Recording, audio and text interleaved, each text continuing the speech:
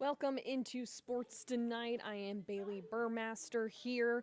We did not have a quiet Monday whatsoever, so we have a lot to discuss. We're going to talk about the fact that Atlanta United has parted ways with Gonzalo Pineda. We're also going to talk about what the future looks like for them, who's going to take over and whatnot.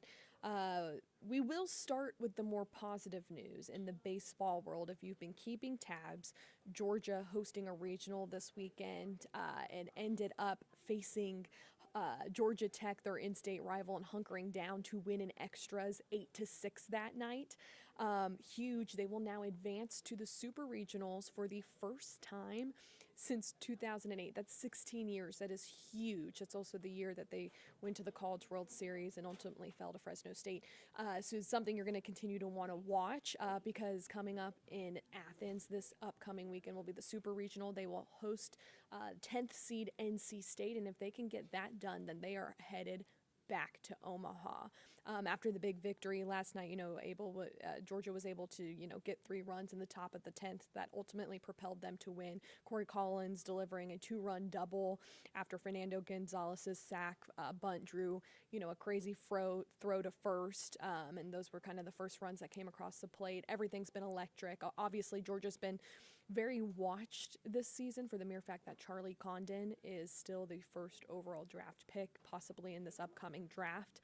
So there's a lot to like about this team. They have a lot of steam. We are going to hear from head coach Wes Johnson and the gang about the win and what's to come now in the Super Regional. Yes, I'm going to start off tonight a little different. I'm going to run through some quick thank yous. I think it's important that anytime you have success in a program and you pull off something like this, that it takes a lot of people, and our families always sacrifice a lot.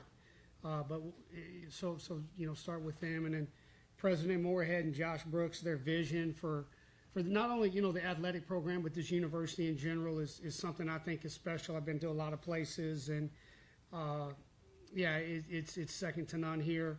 Our grounds crew today and all week was phenomenal. Our coaching staff, their families, and then I would be remiss if I didn't talk about our fans. I'll rival what I saw tonight at Foley Field with any place in the SEC. I mean, it was loud. They were awesome. They were engaged. Moving on to the game real quick. I think it's important, as I tell our players. And now gotten the chance to work with him as a head coach here in Atlanta. Yes, I'm going to start off tonight a little different. As far as, obviously I'm sitting beside 2 superstars. I mean, Zach Harris being able to go 6 innings today and just staying out there and keeping it calm and settling it down and keeping the game where it was huge. And then, Corey Collins, he's been doing it all year. Guys, I don't even know what to say about him other than, what a clutch seniors do. They have moments just like what you saw tonight. Corey, you've been here 4 years now, some ups and downs, that kind of thing. Whenever you squeeze that ball there in the dollar tent for the final out, kind of what emotion kind of just rushed to you? No, pure joy. We saw a fight, like Coach said, through the whole 9 or 10. I had to ask how many we played. I didn't even know, but we fought the whole time, and that just sealed the deal. We fought all year to get here, and we brought it back home, and we defended our turf, and it was great to compete with these guys, and just really take it to the next level, and that's what we wanted to do. Mark and Chip. Corey, speaking of squeezing the balls, is that what you're carrying still? Yeah, I have a ball from each game this weekend. I'm gonna keep them all the way to the World Series. I just wonder, just so much happened, it's hard to get to it all, but just to play at first, you don't get the extra innings if that doesn't get made. Can you just kind of rehash what happened there? And it was obviously a close play and a huge play. Keeps them from winning the game right there. Yeah, I looked over at Slate right before, and he was way over.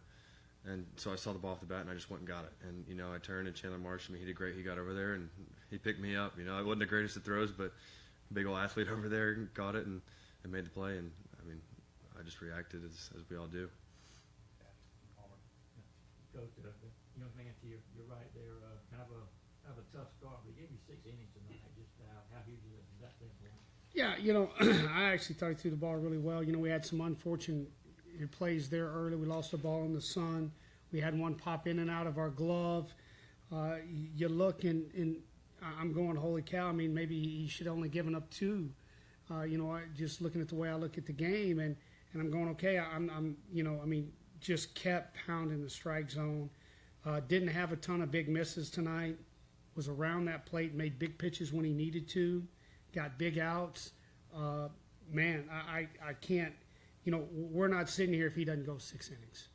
Wes, the decision to go back to Leighton in the 10th there after he threw on Friday, just what does that say about his toughness? Yeah, no, Leighton was not happy with his outing, obviously, and I looked at him and I said, son, well then here we're going to need you at some point for 3 outs. I'm going to need 3 outs out of you between now and when this thing's over, and I want you to get not only your body ready but your mind ready to get back out there and do it. And when we got to that point, he's telling the guys, I'm ready. I want this. And that's that's Leighton. That's who he is. And big moment for him to get back out there and then come here. I mean, think about it. Bases loaded, no outs. Probably the best freshman in the country at the plate. We get a big strikeout and we get a fly ball, and then get the ground balls. So. Mike Milligan. I guess more pitching heroics. The decision to go with Chandler, and that no margin for error situation there with the bases juice. Can you just talk about what you do to prepare a pitcher for like that and the way he came through by delivering on that 3-2 pitch? Yeah, I think preparation on stuff like that starts every day, right? Every day you wake up, you got to believe in yourself. No matter what it is in life you're attacking, and that's something we talk a lot about. Seeing yourself. I'm real big. You got to be the hero of your imagination, and if you're not, then what are you? So, we talk about being the hero of your imagination, seeing yourself doing great things, and I had all the faith in the world in Chandler. Just to follow up, I want to follow up on that. On the number of timeouts called, is there a limit? It seemed like there were a lot of better coach conferences. They were right in. As far as the mound visits, they were in there, and then they tried to get. I think they were out. There's always confusion when you get to extra innings, and gosh, I could be confusing my time with the Twins now. And so maybe this used to be a rule. I know it is in Major League Baseball. For every inning you play, you get an extra trip. Well, I know that's not the way it is in college now. I don't know if it used to be that way. I can't remember. And so their third base coach was just checking to see, what they had left and if they could use. And at that point, they were out. On that note, Coach or Zach, that mound visit in the bottom of the second before the Burris at bat, what was the message there? Because it seemed to really settle him down. Kind of just, Coach always goes back and harps on belief. It's always great having a coach that believes in you and, always has your back no matter what happens, and a defense behind you that, they prepare every single day, go out there and make it. Have total trust in them, just, pound the zone and let the defense do what they do. And then obviously the hitters, they're the best offense in the country. They prepare themselves. So, calm yourself down a little bit is kind of the message. And, we're still in this game no matter what. Our offense can always come back from anything. We have that belief in ourselves, and, that's where it comes from. Wes, on the pitching, how's Charlie? And he touched on this with belief. A lot of those guys you're bringing out there in big situations, we just look at the stat sheet and go, wow, he's bringing that guy in this situation, right? Can you just talk about, it felt like some risk-taking, from an observer standpoint? I'll start with Charlie. Obviously we'll see a doc tomorrow. It's too early to know on that. I have a mindset, and I'm not the only guy, so I'm not sitting here acting like I'm whatever. But, we take the mindset the hay's never in the barn, just the old school saying, you got to keep working. These guys will tell you, we'll throw pins on the game mound again this week with a very specific objective of things that we need to continue to get better at. And, and so as I see those guys like a Daniel Patisak tonight, I thought threw the ball exceptionally well. Daniel's worked really hard. I don't want to get into all the things we work on, but with him. And then, look at Zach tonight. How about that change? Threw some right change-ups tonight for some big outs. And, there's just that point where you have to continue to keep doing things and keep working, and no matter what the, surface numbers say about you. Wes, you mentioned, the AD, the president, the fans. When you took over as head coach, what's the most important thing you did to take the program from where it was to where it is now? I mean, yeah, you just got to go out and do your job. I mean, everybody. But I mean, like, I think the reason I want to thank them, the support we get from them. I mean, that was a big draw for me. Like their vision, like they were passionate about what they not only want to do, you know, here for the university, but where they want athletics to go. And when you see that kind of passion and that drive to, you know, get to a level that they want to be to, then yeah, you get excited. And so I think those things, you know, like I say, it takes everybody. It's just not just me or, you know, it takes our coaching staff, it takes our support staff, the grounds, it takes everybody if you're going to be successful. And boy, it's hard to push the rock uphill both ways, so to speak. So I think it's important that those people are mentioned, just because without them, I don't think we're here. Corey, obviously Trey's home run is so big on the scoreboard, but what kind of belief did that kind of give you all at the time where it felt like you were hitting a lot of hard balls that maybe they weren't dropping? Yeah, I mean, it finally released, you know, and that kid worked so hard. I talk to him all the time in the dugout about little things and at-bats and stuff, and he comes and asks me questions, and I was trying to bounce things off of him, and for it to just click like that, I mean, it's awesome because you see the kid smile, and he comes up and gives you a hug, and I mean, that's what it's about. You know, we're all fighting, and you want to see each other succeed. And right there in that moment, he was relaxed. He was singing his walk-up song, I think, right before he hit it. He was singing. And it just showed him, like, it just shows who he is. Like, that's him, and he works day in and day out every single day. Last two. Corey, I know it's only the first step in it, but just talk about how much a win like this and winning the series can carry over your back home probably next weekend. Because it's just one step, but you can also build on this too. Yeah, absolutely. It just gives us confidence. Like we always said, it's belief. And Coach mentioned we didn't end the regular season well. 3 games lost. But he said, guys, we got to look. You're over that hurdle. And that really stuck with me. You're over that hard hurdle, and now we got to work for the next one.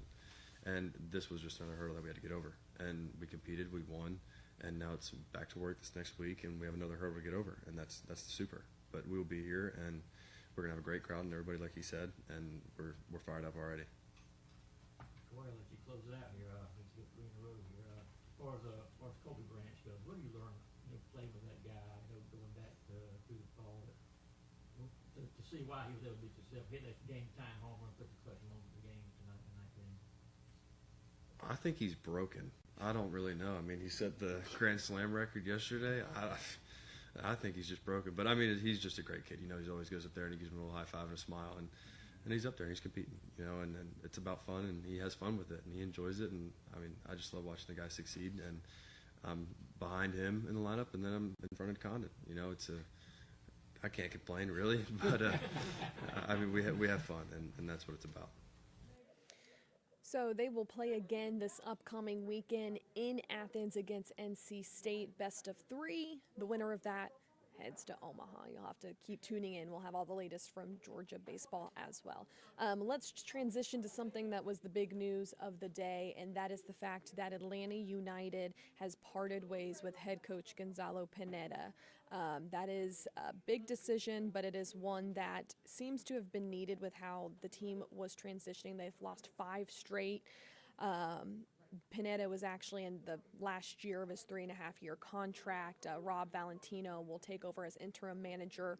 This is the second time in about 4 years he's been in this role. He's 4-2 as an interim manager, while the brass kind of figures out what direction they want to go in. And it's clear that, you know, they just need somewhat of a refresher, a new head, someone to come in and shake things up. Under Pineda, Atlanta United won 38 games, drew 31, and lost 41. Sunday's 3-2 loss to Charlotte FC was Atlanta's 5th straight loss, which kind of seems to be what broke the straw that broke the camel's back, so to speak. Was kind of just the last straw for the front office, and now they'll look to hire their 5th head coach since 2017. The CEO and president for Atlanta United, Garth Lagerwey, discussed in depth on a Zoom with media today about a lot of things. I think something that stood out to me, if you look back to last year when they made the playoffs and hosted a playoff game, ultimately lost to the Columbus Crew, was that they believed it was a step in the right direction. Gigi talked a lot about it being in a step in the right direction, building on top of that. They had a lot of new faces last year. Now it was time to mesh. Now they've had a lot of injuries this season, which has kept the starting 11 from playing together quite a bit. However, there's so much you can put on that, and Garth and his brass are people that look at the data a lot, and they just believed it was time to make a transition. So let's tune into Atlanta United CEO and President Garth Lagerwey on what he had to say in his Zoom, how long the timetable, like can we expect a hiring, a new coach here coming in the near future? He answered all the questions on an in-depth Zoom. And now gotten the chance to work with him as a head coach here in Atlanta. And I just want to compliment him as a person. He's an exemplary human being. He's been a pleasure to work with. He has embodied our core values here at ANBSE and been a consistent steward as far as doing the right thing. Unfortunately, we've not reached or achieved the results that we hoped for. And as a result, we've decided to move in a new direction. In support of that, we've elevated Rob Valentino as our interim head coach, and we'll do everything we can to support Rob going forward. So without further ado, we will turn it over and take your questions. Thanks, Garth. First question is going to go to Doug Roberson. Doug, go ahead. You should be open. Garth, was there something you found fundamentally wrong in Gonzalo's coaching or strategy or tactics that resulted in this decision? No. I think whenever you change coaches, it is on some level an organizational failure. Certainly, that is part of my responsibility as president CEO to support any head coach and to try to give him the tools and the resources he needs to succeed. And ultimately, the responsibility for a change like this falls on me. Can you question individual decisions? Always, sure, along the way. But Gonzo was always a very collaborative leader. I think he did a great job of working within our staff and with our staff. And I have nothing but good things to say about how he conducted himself, respect to literally everyone in our building. So it really was a function of we needed to have a new voice. We believe that our team has been underachieving. We believe that our team is more talented than what our results have been. And as a result, we were going to try to change the voice at the top and see if we can get more out of the existing group. Thanks. Next question, we'll go to Sam Jones. Sam, go ahead. Hey, Garth. We've talked in the past about how much managers can actually impact a game. You're probably well aware that the underlying numbers are very good for this team right now, even though the results necessarily aren't. The roster is the roster. The question for me is, what are you expecting to tangibly change with a new manager in charge? Look, sometimes a new voice at the top can be a breath of fresh air. Sam, you and I have talked, and that in broad strokes, I think that talent is 80% of the equation, and coaching is 20%. So, but as a pragmatic manner, the thing you can change in the middle of the season is the coach. In terms of trying to affect a different outcome from the same group of players. Obviously, we'll continue to evaluate our entire sporting operation, but that's the reason where, if you get a new guy in training every day, a new guy in the locker room every day, again, without any fault of Gonzalo's, that new voice, that new approach, that may elicit a different response. And because we believe we're talented, because we believe the group still has a lot of potential, because we believe we still have time to make it into the playoffs, we thought the change was appropriate. Thanks, Sam. Next question, go to Felipe Cardenas. Felipe, go ahead. Good afternoon, Garth. You mentioned that the evaluation continues regarding the entire sporting operation. Could you go into that? What is that? What will that entail? And are there further decisions down the road in terms of how this roster gets constructed? What is the makeup of the current sporting department, particularly Carlos Bocanegra and his team, who have been involved with squad construction since the very beginning of this club?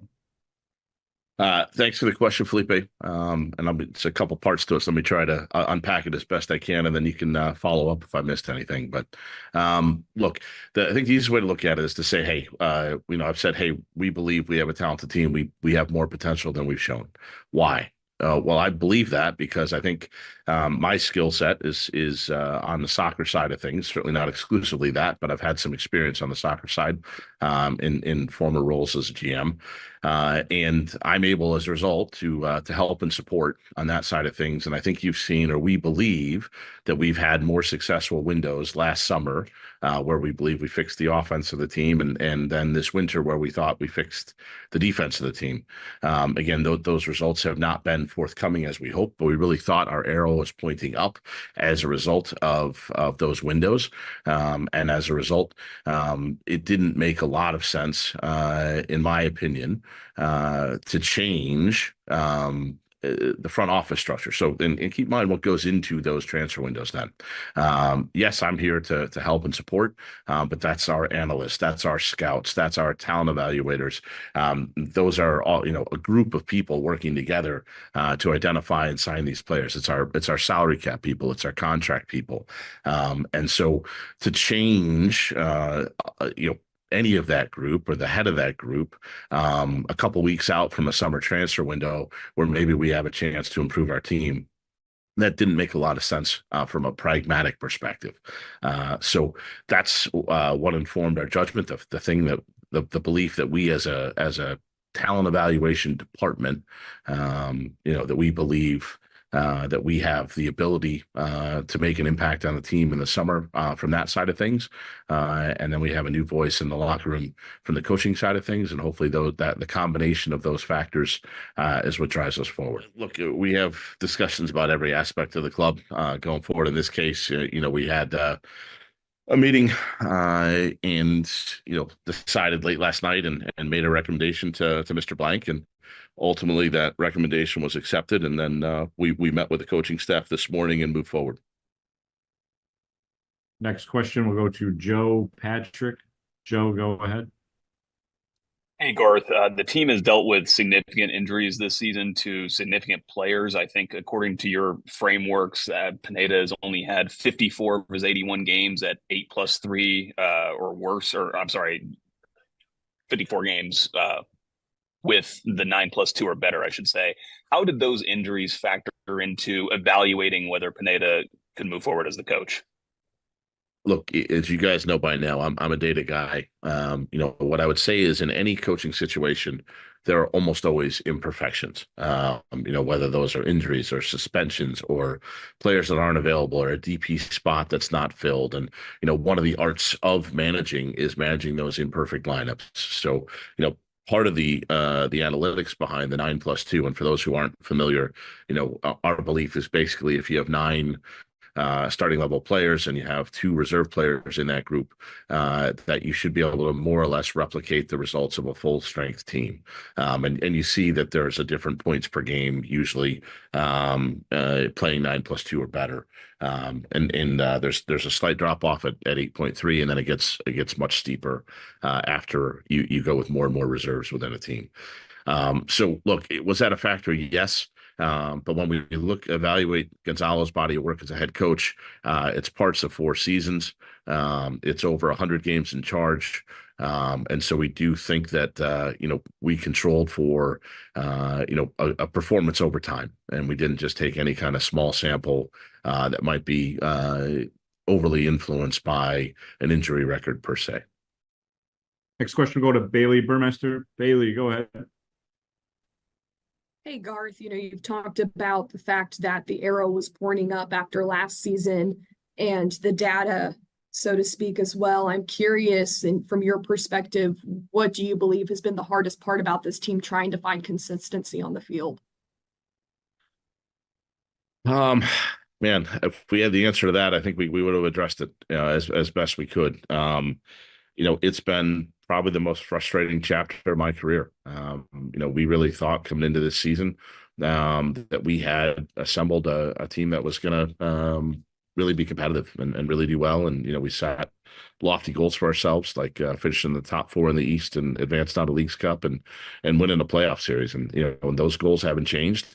But now we need to hopefully go forward with some discipline and some structure and some determination, and understand that, nothing is going to be given to us. We come to work every day in this kind of Arthur Blank created paradise. And, it's one thing to be grateful for it. It's another to earn it. And I think that's what we have to do going forward, is we have to show that we're willing to be gritty. We're willing to be determined. We're willing to fight and overcome adversity. I think too often this season we've seen things like when we score, we immediately get scored upon, or when we make a mistake, we're not resilient. We come and make another mistake and compound that, and then things snowball.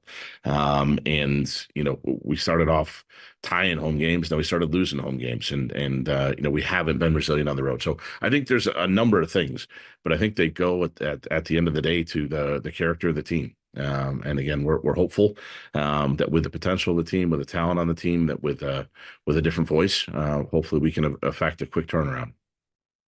Next question, Mike Conti. Mike, go ahead. Hi, Garth. I know the press release said that you would start a global search for a new manager tomorrow. I'm wondering, is Rob Valentino a candidate for the permanent managerial job, and also who will make up his technical staff? Yes. So, yes, Rob, is going to be judged based on his results. And what I would tell you, Mike, is we're in no hurry with the coaching search. Obviously, when you're talking about, in particular, candidates from Europe, we're in the summer, and some of those guys will pop up here as we go. But really, we're interested in, can we get more out of this group? And as you know, I've had some success with an interim coach in the past in Seattle. And so we're going to do everything we can to support Rob and give him the best possible chance to succeed. And in the meantime, we're going to continue to prepare the club, again, not only to make the playoffs this year, but to be prepared long term. So if Rob proves that he is deserving of that, certainly that would be a great thing for us. And in the meantime, we're going to try to be prepared should that not prove the case. Next question, Rob Ussery. Rob, go ahead. Hi, Garth. You mentioned the previous 2 transfer windows. What can the fans expect from this transfer window coming up? Will the club be active in trying to overhaul the roster to try to get to the playoffs? And also, can you comment on the recent reports of Yorgos Giacomakos possibly being sold? Yeah, so look, those things go hand in hand. To the Yakamaki stuff, look, we're never going to negotiate in the media.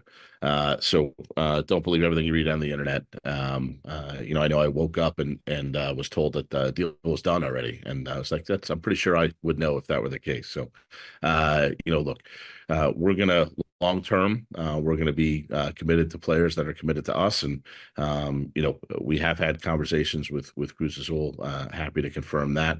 But there is nothing that's happened at this point. When you say how we're going to approach the summer transfer window, we have all 3 DP spots filled. We cannot change the status of any of those. We cannot buy anyone down. And so, look, could you see us tinkering around the edges of the team? You could. Obviously, it's been out in the public that the possible transfer of Yorgos, which you just asked about, the possible move of Thiago Almada. We've talked about that for months. And truly, I will be most concerned if we hit the point where no one is asking about our players. The fact that we have transfer rumors about our guys is a good thing. That means that they're good players. It means that other teams want them and want to pay for their services. So that's part of the business. But the answer to your question is, if you're looking for big changes, big evolutions to the roster, those are purely dependent on what happens in terms of sales of DPs in particular. And again, our narrative, our belief is that after the last 2 transfer windows, we have a number of talented players in that roster, and that the potential of the roster as a whole is better than the results we've seen in this, I think. So we will continue to keep you updated on that search as they continue to look for the next head coach. Lots of storylines we'll see coming up, especially on the trade market for Gigi. But that does it for sports tonight. You guys have a great night.